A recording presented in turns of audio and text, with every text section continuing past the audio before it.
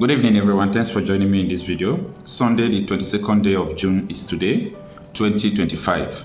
Yoruba coalition links Benue attacks to Jihad plot calls for Nigerians restructuring. Yoruba coalition links Benue attacks to Jihad plot calls for Nigerians restructuring. We are going to come to that. Today, I was privileged to attend few minutes meeting, a very top profile security meeting. I was invited, I don't know. So when they told me yesterday that they would like me to be in that meeting, I was asked what sort of meeting is that.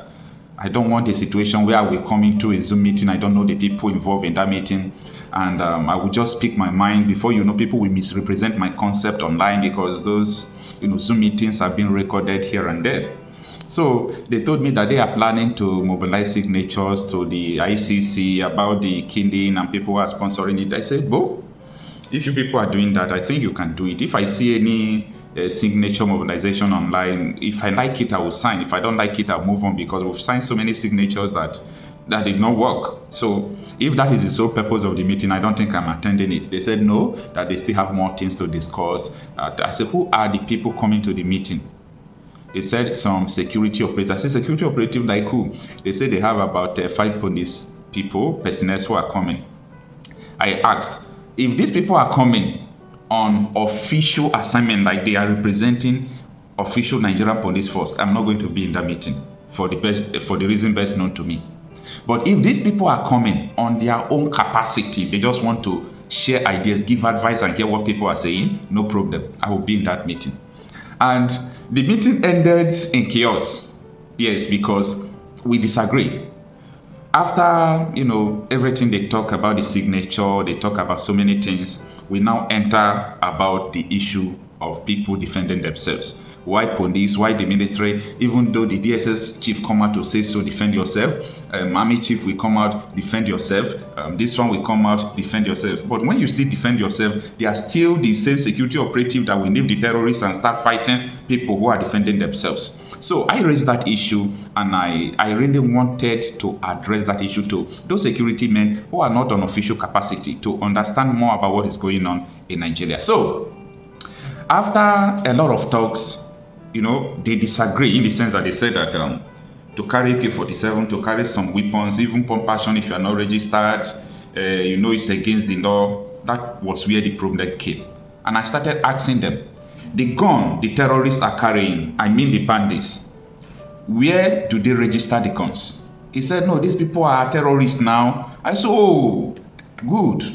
So the terrorists can carry a gun without registration, but the citizens can carry a gun to defend themselves. There was a little pause. I think people were asking themselves questions. Then I went on to explain to them more that if you said that before someone we go and attack terrorists, before someone we use gun to attack terrorists, that they should come and take order from the police. I asked again, so you mean that you people have been receiving order from the terrorists to attack the people? They said, no, this is not what we said. You have to be guided. I said, yes, I'm being guided. That is why I am asking this question.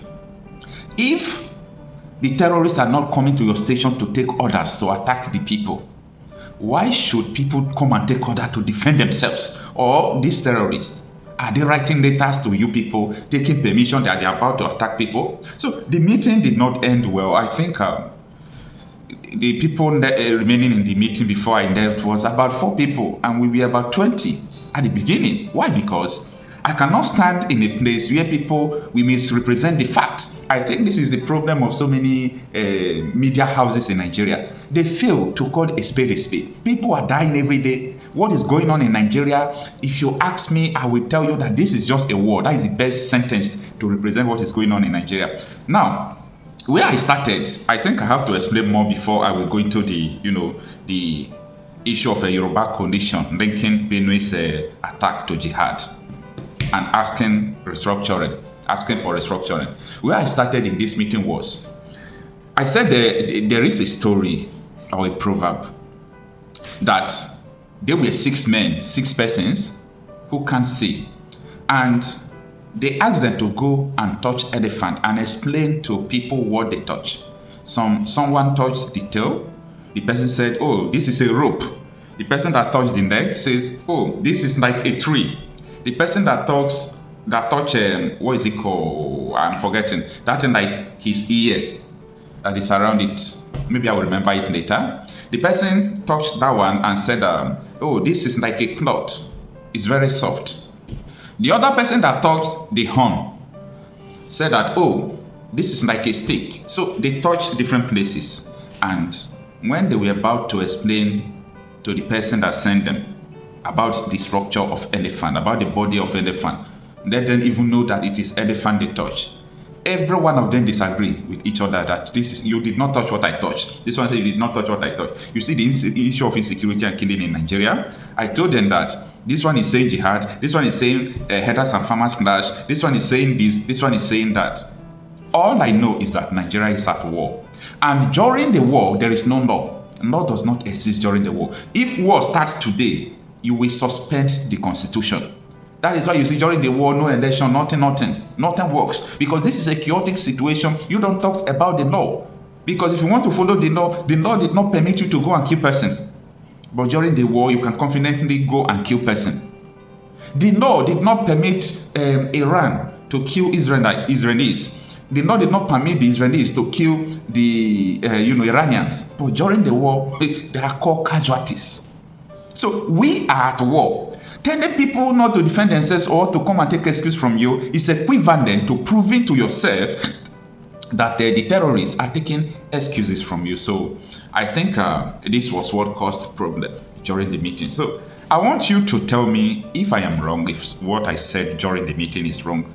And I am. I don't think the people that called the meeting actually liked what I said. I think that was the reason why they wanted me to be there, because they can't talk. They can't talk confidently. That is what I mean. Anyway, I mean, the police people that were there and even the people we were having meeting, they will still see this video. All right, let's go back to the issue of Yoruba coalition link. Benue attack to Jihad law calls for Nigerian restructuring. And I will start by saying that anyone that is calling for Nigeria's restructuring is dreaming. The era of restructuring was the era of Aburi Accord. That time has passed. There is nothing to restructure. What exactly do you want to restructure? What exactly? Yes. This thing is going to take time. It's going to take years. People will not understand until Nigeria happens to them. And Nigeria is happening to so many people faster than we even think. Many people who argued on comment section of my videos last year, they have, tasted Nigeria. Nigeria has not happened to them, but they just tasted it because not them that died, but their uncle don't already died.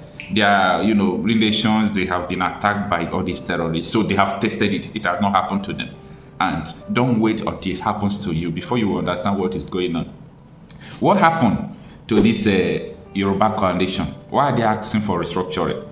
The article reads that the Alliance of Yoruba Democratic Movement has alleged that the string of attacks on Benue State and the wider North Central region is part of a plot to revive the defunct Fulani-led 1804 Jihad. In a statement issued at the weekend, the group called on President Bola Tinubu to take firm and decisive action to end the bloodshed in Benue and stop that it described as jihad plot. Now, out of the article, is this not the same thing what a former governor Samuel Otom said, and people hated him for saying that? Anyway, let's continue. The AYDM also announced plans to visit Benue at the end of June.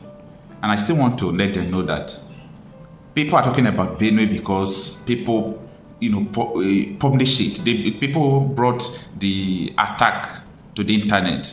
Attention was drew to the incident that happened. Imagine even Pope Leo was able to announce it as well. So that is the reason why people are concentrating on the Benue. But I'm telling you that worse than Benue State is happening every day. No one is talking about it. The article continues that expressing full solidarity with the people of the Middle Belt, the group said the attackers aim to break the resistance of Benue and Plateau State as a means of paving the way for an advance into southern Nigeria. The statement signed by AYDM General Secretary Popona Ajayi noted that the people of the Southwest share a common fate with those in Benue and other states under attack. He disclosed that no fewer than 50 Yoruba residents of the Middle Belt have been killed in extremist violence. The AYDM a coalition of 130 pan-Yoruba and Ishekiri groups, declared that the Southwest stands ready to stand shoulder to shoulder with affected community in the battles ahead. It claims that the absence of a Fulani as Nigeria's current president is being used as a pretext to push the country towards war. The group alleged that armed herdsmen are now entrenched across the tropical and forest homelands of Nigeria's indigenous peoples, poised to strike at the slightest opportunity. AYDM warned that the violence is already spread beyond Benue to other parts of the north-central region, the southeast and the south-south, describing the situation as a looming national catastrophe. The group strongly condemned the recent massacre of over 200 innocent citizens in Yeruwata, Guma local government area of Benue State between June 13 and June 14, 2025. So the article continues, but let me stop here because it's voluminous, so I can't continue to read it, but I think the major part of it has been decoded. So what these people are saying is that they are ready to join the Benue people to fight against these terrorists that are fighting them. And they are saying that these attacks is just a renewed jihad plot that ended in 18-somethings. And that is the same thing the Benue governor said, that even have the later, their plans and everything. So the issue of insecurity is very important. That is your life. That is your future. That is your destiny. If the terrorists don't need permission to carry AK-47, guys, defending yourself don't have permission. You've got to defend yourself because you have the right to live. Just one sentence, you have the right to live. It is very simple as that. You have the right to live. Don't let anyone take it out. They took out the right for you to go to school. They took out the right you have to security. They can't protect you. Many rights that was enshrined from the fundamental human right, they are stripping it out from our body. So the only breath that you have, don't still allow people to take it away from you. It is good as that. Don't allow people to take your breath. In the name of insecurity, the people that killed you the following day, they will repent. They will call them repentant Boko Haram, repentant bandits, repentant this. Then where are you going to be that time that they are calling these people repented? That is a question and a food for thought. Think about it and know what to do.